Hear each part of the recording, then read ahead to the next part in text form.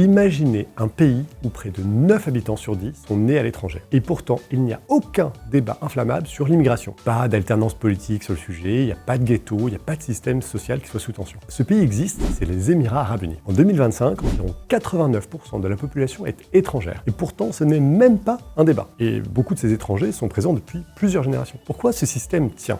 C'est parce que le contrat est très clair. Premier étage du système, c'est que vous êtes là pour travailler. Votre visa lié à un emploi. Si vous avez un job, que vous respectez les lois et vous payez vos amendes à l'heure, bienvenue. C'est un système de travailleurs invités, assumé depuis des décennies. D'ailleurs, ça se passe aussi comme ça dans d'autres pays voisins dans le Golfe. Mais aux Émirats, c'est poussé à l'extrême. En revanche, si vous ne respectez pas les lois ou ne travaillez pas, vous devrez quitter le pays. Donc le deuxième étage, c'est un renforcement progressif des droits des immigrés. Un exemple concret, c'est qu'aujourd'hui, les salaires doivent être payés via un système qui s'appelle Wage Protection System, WPS, depuis 2009. Ça donne une trace bancaire et ça permet de sanctionner les mauvais payeurs. Plus récemment, l'assurance chômage est devenue obligatoire pour les salariés du public et du privé. Si vous perdez votre emploi sans avoir fait de faute grave, vous touchez jusqu'à 60% de votre salaire pendant 3 mois. Alors c'est sûr, c'est pas la sécu française, mais c'est quand même un filet de sécurité qui fluidifie le marché du travail. Et la couverture santé, maladie, qui était longtemps offerte localement, ça s'étend au niveau fédéral maintenant. Donc les employeurs doivent financer une assurance santé pour leurs employés étrangers, qui est une étape vers une protection quasi universelle. Alors oui, il y a eu, et il reste encore, des dérives. La confiscation des passeports, la dépendance excessive à l'employeur, c'est ce que l'État